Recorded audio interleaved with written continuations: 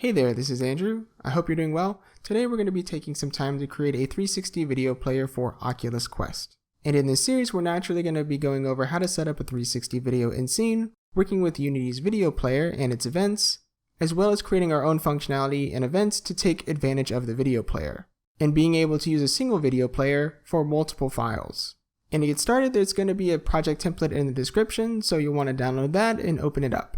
And I'm going to be using Unity version 2019.1.2 F1 and OVR version 1.37. I'm specifically using these two versions because I know that they are compatible with one another. If you're looking to use a more recent version of Unity or a different version of OVR that is not included within the project, then double check that the compatibility works. And you can find that on Oculus's website just by Googling OVR plugin and whatever version you're using. But once you get the project open and the main scene, it'll look something like this. And the scene is going to be pretty simple. I've already set up all of the scripts as well as the prefabs we're going to be using. And to start off, our scene has an OVR camera rig, where if we expand that, one thing we need to take note of is that we want to make sure that our center eye anchor is tagged as main camera, and make sure our left and our right eye anchor are untagged. And this is just to ensure that we're using camera.main, we're going to be getting the correct camera. So let's collapse this and we'll look at our other prefabs, where we have one for our video manager, which is going to have the video player component already attached to it, as well as a reference to our video manager script. And then we have one for our input manager, which just has a reference to our input manager script. We'll be going over that in a little bit, as well as a prefab named feedback, which just has a sprite renderer on it and a reference to our feedback script. And the video manager and the input manager are pretty self-explanatory, but for the feedback, this is basically serving as our poor man's player feedback. So whenever the user is moving in between videos or playing or pausing, this is going to let the user know that the action they've performed has been successful. And this is purposely really simplistic, so we're not spending a ton of time building interface and creating a pointer or something like that. But you can take the functionality within this video if you already have a setup like that and basically reuse it. But for now, we're keeping it really simple. And now let's look at our assets. So we'll go over there, we'll expand that.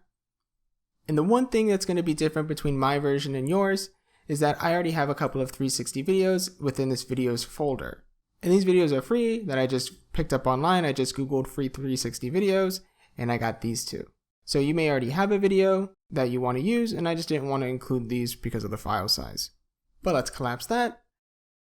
So let's check our Oculus version, and we'll click the Oculus folder. We'll expand the VR, and we'll go to our plugins folder, and it's going to have 1.37 right there, just to verify that that's the version that I'm using. So we'll collapse that, and let's see the actual assets that we have. All this is pretty self-explanatory, but I'll be going over in greater detail for setting up our video. We have our materials folder that just has a simple material that's already been set to the Skybox panoramic shader, and you can do that. If you wanted to do this on your own, you could find it under Skybox and then Panoramic. And this is, I believe, valid since 2017. So if you're using any relatively new version of Unity, it'll have this shader included in it. And we'll actually leave this folder open for now because we'll be coming back to it. We'll open up our prefabs folder, which I've already explained all of those and they're already set up in the scene. We'll go to our scripts folder and we have each of our scripts here.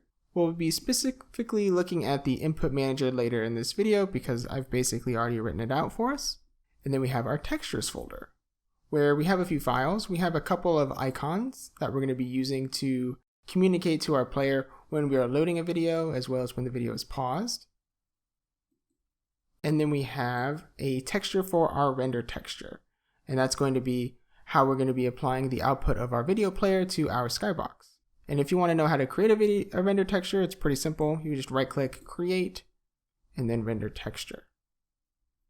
One thing to take note here is that if I select the render texture, is that my size is 1920 by 960. And if you have your own videos, you just want to make sure that the resolution of the videos matches the resolution of your render texture. So if I go to my videos here, and I select it, you'll see here, it's kind of grayed out, but it says 1920 by 960. And that's pretty much the project. So let's get started with playing an actual video and showing it to the user. So our basic workflow is going to start within our video manager, where we can just put a video clip here. We're going to be rendering it to our target texture, which is going to be that render texture that I just showed you, and then we're going to be using that render texture in our skybox. And this method is pretty clean because you don't have to have a spherical mesh or anything like that. And how we're going to do that is using that skybox panoramic shader. So if we click on that material that's using that shader, it should already have the render texture already slotted in there. But if we want to, we can just delete that really quick, and all you would need to do is click and drag it in there. And then we have a few other settings we can play with if we wanted to for the tint, the exposure, and the rotation. But let's go to our lighting tab, where we can apply that material to our skybox material. So we'll just click and drag that in there, and there we go. And we can test to see if this works really quick. So let's go back to our inspector. We'll select our video manager, and let's just drop in a 360 video clip here. Make sure that play on awake is selected, and then we'll just hit play. And if I click into my game view just to make sure it's selected, I can hold control and I can look around my scene. And that already seems to be working without a whole lot of work.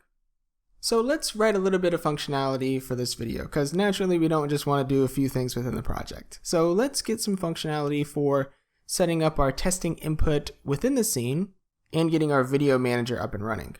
So let's open up our input manager as well as our video manager. And here we are within our input manager, where I've written all of the basic input commands for both the Oculus as well as testing it in editor using our keyboard. And this is all pretty self-explanatory, so I didn't want to sit here and write it out and make you write it out as well. And within this Oculus input function, we have all of the calls that we're going to be using for our primary button, as well as our primary hand trigger and our primary index trigger. And these are the triggers that we're going to be using for advancing within the video as well as switching between videos, while our primary button 1, which is going to be the A button, that's going to be toggling our pause and our play. And if we scroll down here, we're basically going to be using our space for pausing and playing our video, our left and our right arrow for cycling between our videos, and our up and our down arrow for seeking within a video by 10 seconds. And we don't have the update in here, so we'll be doing that once we have all the functionality written out within our video manager. And in this video, I think we're just going to be writing our basic pause toggle functionality, so let's go ahead and go into our video manager so we can get started. We'll also be writing out some of our basic variables that we're going to be using and a couple of properties. And the first thing that we're going to be doing is creating a public list of video clips.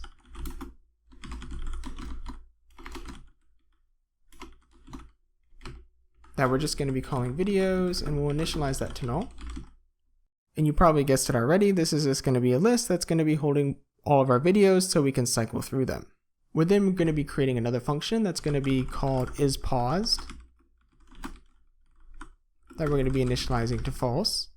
And then we're going to be creating a public property for that. And you're not exactly going to see why we need it just yet. I'll be showing this to you in a future video where we're going to be using our own events for managing when the video player is loading when we're seeking, because there's a lot of times where the video player needs time to do something and we need to articulate that to our user, and if we need to, take away input.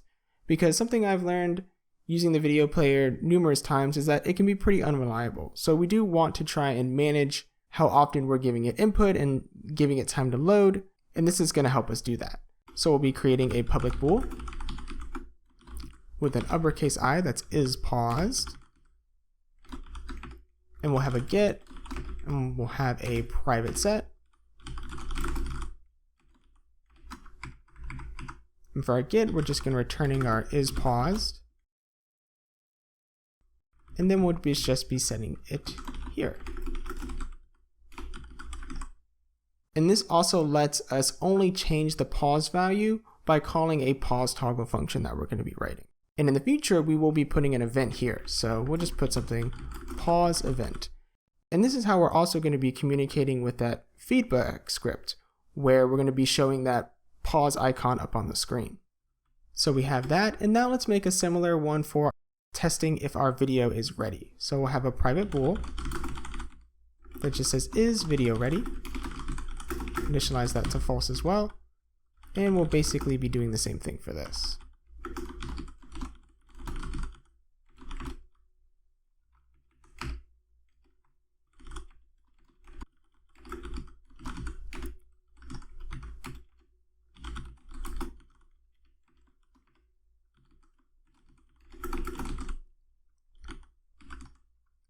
Alright, and then we'll be creating two more variables, one for the index, which is going to be the current index of the video that we're showing. We'll initialize that to 0, and then we'll just have a reference to our actual video player. We'll initialize that to null as well. And then we'll have an event for when our video is ready. So we'll have a ready event there once we write it. So we'll collapse all that. We'll come down here and we'll be creating an awake function so we can set our video player. Because if you remember, this video manager and our video player component are on the same game object. So we can just write get component. We can get that. And now let's just write our pause toggle function really quick so we can call it within our input manager. So be a pause toggle. And we're going to be accessing our isPaused property, and we'll be setting its value to our video player is paused. And we're putting this exclamation point here in front of this value. So we are going to be, if it's false, we're going to be making it true. And if it's true, we're going to be making it false. So it's basically going to be flip-flopping that value that we're going to be getting from our video player. And then we're just going to have a simple if statement where if it is paused, well, if our new value is paused, then we naturally want to pause the video. Else we want to play it.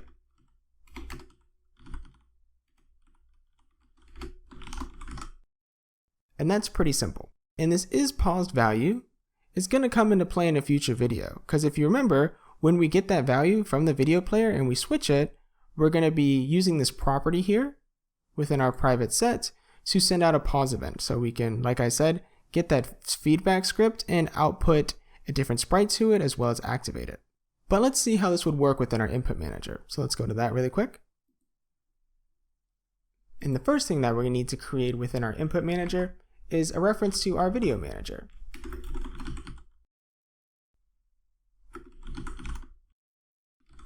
We'll initialize that to null.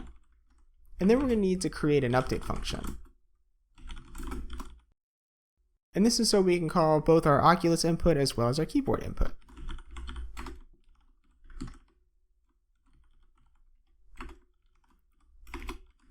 And if you want to have some compiler ifs here for testing if it's an editor or if it's on Android or whether you detect a headset, you're more than welcome to do that. But for simplicity's sake, if people are using OVR or something like that, or SteamVR, if they wanted to do a conversion of this, I just left these pretty open. But one thing that I kind of touched on earlier is that we don't really want our video player to accept any input if it's already loading something. So we're going to have an if statement here that's going to get our video manager, and it's going to ask the video manager if the video is ready. And if it's not ready, then we're not going to accept any extra input. So if we're loading in between videos, we don't want the player to try and seek that video that we're currently trying to prepare. And once we write that functionality, naturally we'll sort of walk through it all so you can get a better idea of the process of when the video player prepares a new video. But as of right now, we're just going to play and we're going to pause that one that we already set up within our scene. And we can actually write the pause toggle function in both our Oculus input as well as our keyboard input. So we'll write video manager dot pause toggle. We'll do that.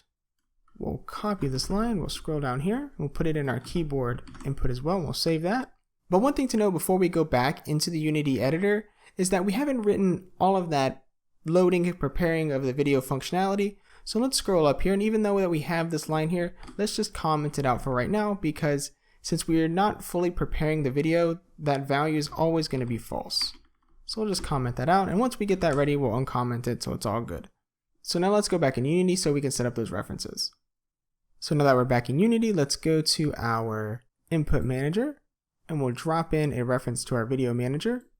And we commented out that line we just wrote because if we go to our video manager, we're going to be playing it using play on awake and using the video clip built into our video player. We're not using this list just yet, so we're sort of like in progress right now. But we're primarily going to be testing out if our play and our pause works. So we'll hit the play button, double click and make sure we're clicked into the game view, and if I press the spacebar here, you'll notice that our video pauses. And then if we hit our spacebar again, it should play. Then we can look around. We can test that. Maybe we could find a place where it may be more visible, like right there. We'll press the spacebar, it'll play, and we'll press it again and it'll pause. So it seems to be working pretty well. And that about does it for this first video on creating a 360 video player. In the next one, we'll be writing functionality for subscribing to the events that we're going to be getting from the video player and some of our seeking functionality. So hopefully you found this useful. If you have any problems or questions, feel free to leave them below, and I'll see you in the next one.